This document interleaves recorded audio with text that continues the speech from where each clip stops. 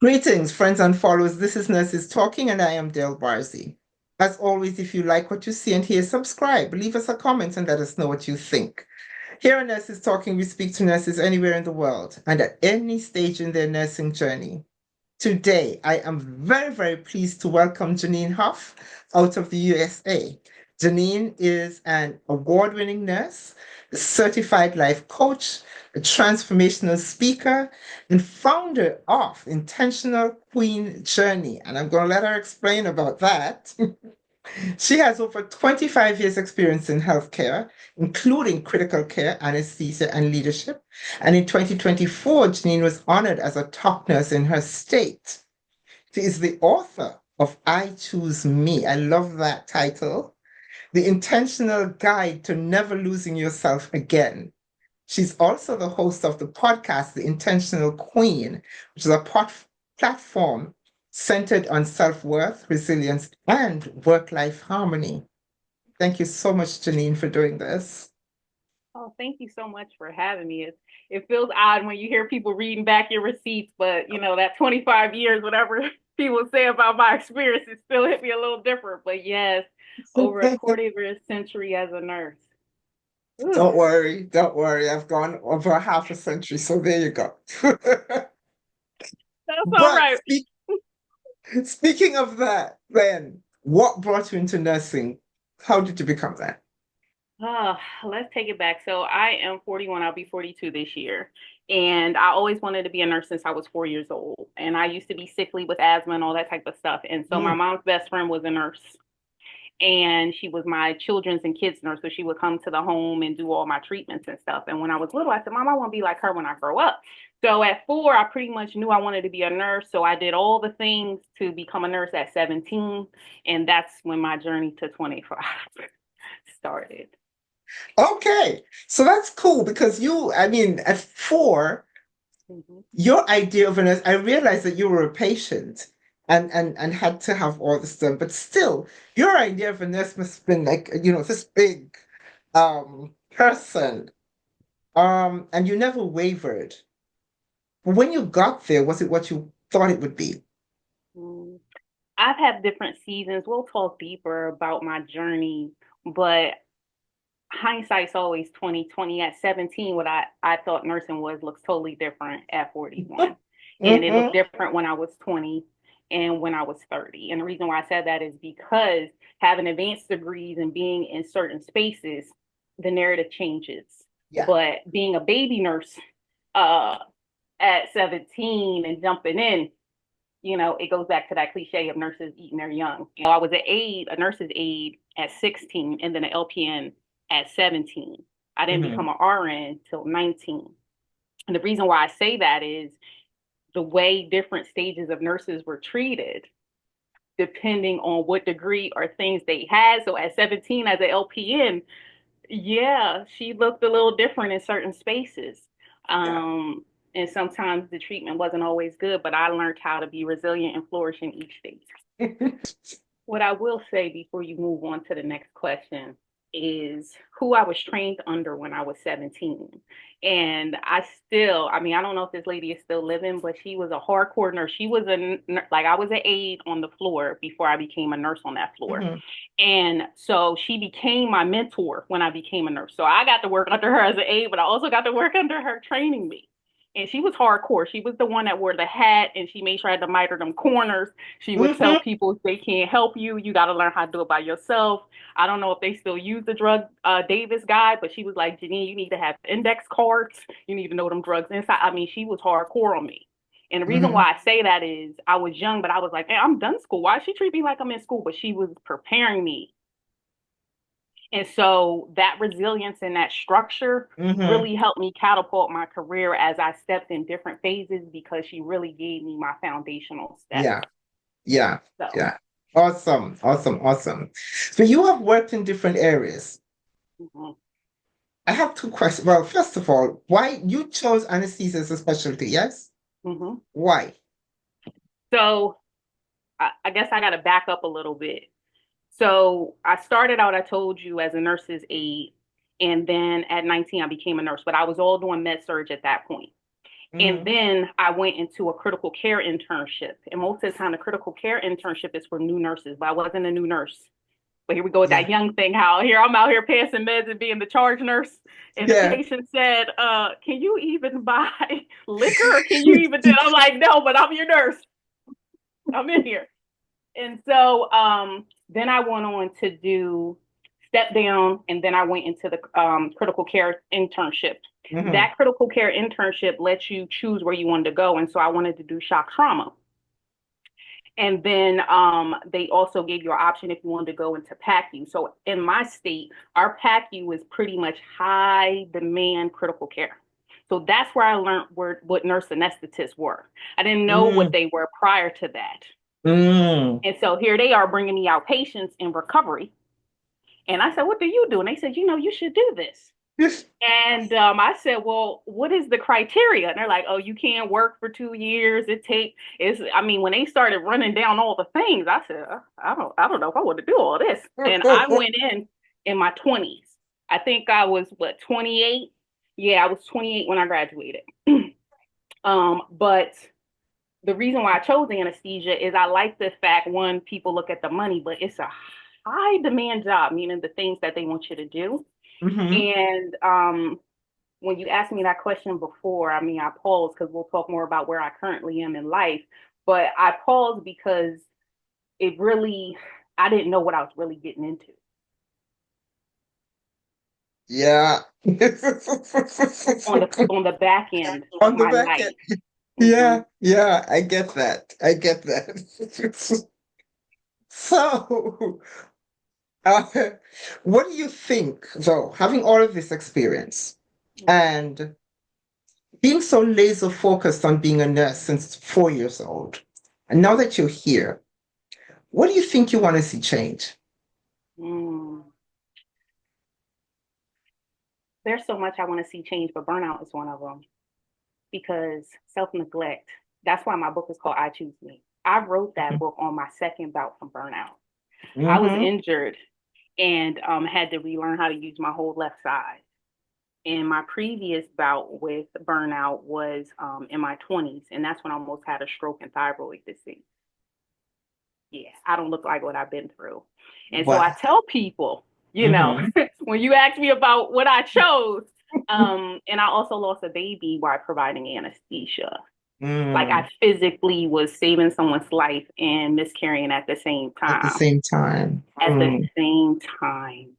And now I'm in a stronger place to talk about it. My son was a twin, but he's 9. So like we've progressed. And I always speak from the place of when you say, what would I go back? So my students, I'm an educator as well. But what I tell my students, even after writing my book, when I was bouncing back from my last bout of burnout, I tell them about self-care and the burnout because it's so high stress. So high stress. And to be top nurse, I've done all types of anesthesia from cardiac, from pediatrics, like doing the top. Like I always want to be the top. She want to be the top. That's how I used to be. But think about what it cost me though. Yeah. You know what I mean? And when I was going through, as I call the mud, I didn't know trekking so hard in success. Ooh, on the back end. Yeah. That thing almost took me out. Yeah. And you're going to get deeper on this, but I'm currently in a sabbatical. So burnout to me is a wall. You get stuck. I had to sit down. Like the job was like, we're going to have to put you out. You're going to be in physical therapy, occupation. I had to learn how to rework my whole hand. And then this time I chose. So they rated me top nurse. One department wrote this whole big to-do about me, and I didn't even recognize that my leadership and just me being there for them. Because this is this wasn't my anesthesia providers that wrote this. This is a whole nursing department. Yeah. Because of the services that I provide to them and their patients. And they voted me, and I was already in a space of ready to step back. And, I'm a God-fearing woman, and I was asking God to give me a sign of when it's my time. Yeah. And he said, this is your graduation. Job well done. And I wrote that book. So everything happened last year. The book came out last year too. And we are hundreds of copies sold. People put it up on their LinkedIn. I'm talking about big nursing leaders. and 60 books in one day just because one nurse leader put it on her LinkedIn. They read my story. They didn't recognize all the things. See, I show up like this, but they didn't recognize, but they didn't see all the back end. And this is what goes back to what I go back and tell my students and the things. They seen this, but they didn't see all the things. And we don't know how to be vulnerable because we're so used to being the face and holding compassion for our patients and our families. And that's why I learned that I didn't want to lose myself again, because I got so consumed in my titles and idols. If you even looked on my LinkedIn, I don't even put all my receipts, all them initials, because they didn't mean anything to me when the doctor said, "Do you want to die because your blood pressure is so high?" I know what you mean. I know what you know, like it hit me different. So that became my mission, that I was doing more humanity work on the back end of showing my students and even my fellow nurses. And now I coach and do other stuff, how to be resilient, how to come through that. But you do got to take care of yourself. And you have to learn how to take care of you so you can do better. Yep. And that's the biggest lessons I learned that every decade. But last year when I did that, they clapped me out. They signed my book. I said, I need something as a memento, because it was hard for me to detach. Like, I was so rooted. I mean, over 25 years, like I was rooted. And I needed a sign. So I took the book. Of course, they bought books, but I mean, I had them sign. Over hundreds of people signed pages of my book, around my book, things. I wanted them to give me what I meant to them, or something they wanted me to share to bless me in my next piece. And these were men, women, environmental services, clerks.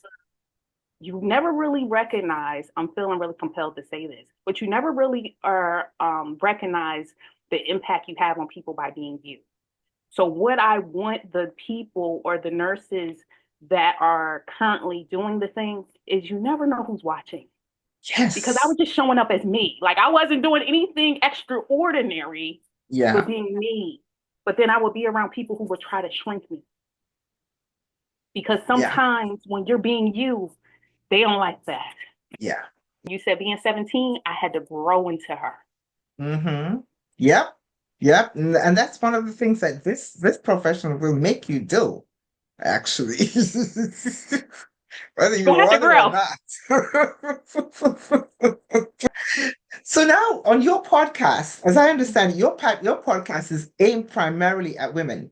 You know, my heart feels like at ease. I started the podcast probably almost 5 years ago.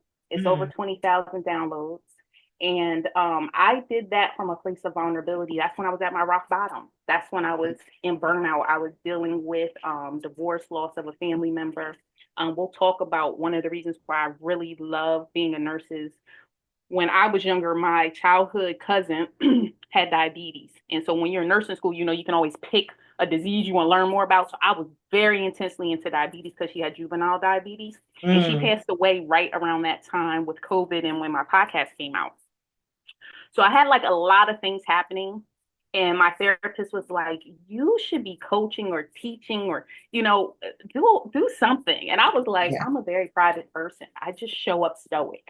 I teach my anesthesia students to be like ducks, because most of the time we're in critical care situations, you know, like we're at the head of the bed running the code. And so I tell them, I need you to be like a duck. Calm on the outside, but your feet can be flapping. They're gonna lead from you. So take control, even if you like. And so I learned that this is not that energy. And what I mean is, that way I was giving great anesthesia. It wasn't good for my home life. It wasn't good for my mental peace, all those things. And my therapist was like, you should maybe do like a podcast, but I really want you to be vulnerable. So she made me read this book called Power of Vulnerability by Brené Brown. And then it led me to start the podcast. And so I just was speaking from my heart. The things that I was enduring, the things I was going through. And that's why it's about growth mindset, self-love, self-healing, and high achieving women, because I feel like as high achieving women, people don't hold space for us. And so that's what that became. And so I didn't tell nobody. My face is not even on the cover. Like I struggled even because I didn't want nobody in corporate to know. I'm like, I do not want them to know this is out here. I didn't even want my family to know. I come from a very private military family. And so I was like, this is way out my comfort. Yeah. But then it evolved, and then people would DM me. And most of them are healthcare workers, some type of caregiver. My Yeah. clients are doctors. Like what I started noticing is like, oh, it's not just me. You know, that's the thing. So often we think it's just us. And so we don't want to say anything because, everybody else seems to be managing doing fine. What's wrong with me? What's wrong with me? And Yeah. then, there's nothing wrong with it. Mm-hmm. It's Mm-hmm. just that everyone's doing what you're doing and holding it in. And so that became like my live journal to help people. And then I started bringing on, like I had my brothers come on. I started reaching out to other women. I had fellow nurses come on. Like I just really made it a space that was a collective. And when you have a podcast, just like you do, it's an intentional thing, right? Like Yeah. people have to go find you and watch it or listen, and nobody has to know what you're doing. So Yeah. a lot of times, one of the people said they were watching it, they would listen to it in their car on the way to work. Like that was their thing. Yeah. Um, like it was just to me mind blowing because see, when you put out a podcast, you don't always get comments back. You don't physically see them. Right, right, So right. then I started saying, send me something, to try to get engagement. Yeah. And the things that started coming in, I was like, wow. So I knew I had to keep going. So we're over 100 episodes. I have been consistent, but that is the podcast. I know that got a little off topic, but that became like the speakeasy for the women, and that's kind of what the space that I cultivated, and it evolves, and each year it evolves with me. Yeah, yeah. And what I've learned, Janine, from listening to you speak and from reading your bio, you use that word intentional a lot. And it tells me that you have learned a lot about to navigate stuff. I done been through some things that I done really had to say, "Nee, you're gonna have to be intentional, and it's a journey." Okay, that's what intentional queen is, a journey. Yeah, Um, and you never yeah, really like make a destination. You just keep going. It's a journey. And so I am yeah. grateful for that because that is what the podcast led me into coaching and speaking. Hmm. Yeah, I was over here working on nurse anesthesia. I was really not in that space, but it called me. yeah. And that's why I said it was very heartfelt to me when they clapped me out and when they signed my book to bless me on because they said, Jineen, it's time. We're gonna It's miss time. you, but it's time. Hmm. It's And time. that It's was that was it. time. That was it. I mean, yeah, yeah. So having been through all this, I Mm-hmm. mean, I look back at you, 4 years old, 17, 19, 28. A lot of this is in your young life. Mm-hmm. You're doing big things. You have big Mm-hmm. dreams at 4. Mm-hmm. What do you tell someone who wants to be a nurse? What advice do you give them? Mm. That's why I said it depends on what age you're asking me. Now that I'm Mhm. in a sabbatical, well, this is I'm going to speak from my mom and my parents and my siblings lens. The only reason we want to speak from that is because people see all the big things and they may ask, "Oh, well, your daughter or Yeah. your sister's a nurse. Can you link me up with her?" So I used to do a lot of like helping Yeah. mentees, okay, because I do a lot of that too. And my first thing, because they walked it with me, and my ex-husband would probably speak on it too because I was in anesthesia school when we met, Mm. but they saw how much work, how much reading, how much dedication, because I always wanted to be the top. Hmm. I was Hmm. valedictorian of my high school, Hmm. the only ever to get it from their vocational high school as a nurse, because Hmm. that was their program. That was the hardest program in their school. So Yeah. why I'm saying this is my siblings and my parents would say to them, listen, we walked it with her. It's a lot of work. It's a lot of work. And you Yeah. can't think that it's about the money. You got to think about caring for the people because Hmm. sometimes you're not going to get the money you deserve. And if you Yeah. look like us, that changes Hmm. the whole narrative. Hmm. And so, who trained me at 17, the one I told you with the little hat and the miter in the corner, she was like militant. And I Hmm. still can miter a corner to this day because of her. And I know how to do an occupied bed and everything. Because she played no game. And I can run a schedule like no other. And I know my meds inside and out. But I laugh about that is because they watch me. They watch me nap. They watch me be stressed out and trying to figure things out. They watch me do all these sick patients that I used to have to do where I would have to come home and really like come up with these type care plans, especially in anesthesia. I was on a lot of like specialized teams. And so it wasn't like you could just look in a book and get the care plan. It was like we have to sit here and strategically figure out how we're going to work you. And sometimes, you know, with critical care, you don't got time to plan. You don't have time. That's it. Make it happen, Jineen. Like, okay. Right? You know, I was saving a life and losing a baby. Like, I didn't have time to really, like, see what was going on. It was like, listen, code blue, let's go. You know? So from that lens, that's what I would go back and say is it's work. Do not look at it just for the money. And the reason why I say that is because being a CRNA, that's the first thing when I say nurse anesthesiologist. They like, oh my God. Yeah, but it cost me a lot. I'm not deterring anyone from it. It's you need to be able to identify your why. Why do you want to do it? And be able to pivot. This is why I teach resilience. And that's why I feel like I'm coming back in the corporate space to teach about resilience, because the burnout part is because you don't know how to handle yourself. You're trying to be a leader. And then don't let you be in that middle stage. It's all cute when you're 19 and 20 and you don't have to worry about nobody but yourself. But let's add on when you want to get married and when you have kids and you want to, you know, or your parents are getting older or life is life. And because my son was very sickly. You know what I mean? So we dealt with a lot of like ICU visits and all that. And anesthesia was 24-hour call shifts and doing all types of stuff. Like, you know, it was affecting my home life. And so I tell people, and this is just something that came to my spirit to tell you, but like, I remember when I interviewed for anesthesia school, because you got to interview. And it'd be like 300 people going for 25 slots. And you need to do it a year or two beforehand. And they were like, high suicide rate. I had two of my, one of my students and one of my coworkers commit suicide. So I was like, yeah, sign me right up. And guess what? I had divorce. I had miscarriage. I wasn't on drugs, thank God. And I wasn't suicidal, thank God. But I don't know, burnt out twice. Yeah. So when I say that, people look at everything that comes with it. And I think nurse anesthesia is just not the only branch. But I feel any nursing you do, especially if you give all of you, because most of the good nurses give everything. Yes. And what then you got some left for you and your family. Yeah, what you got left for you and your family. That's the lesson. Yeah.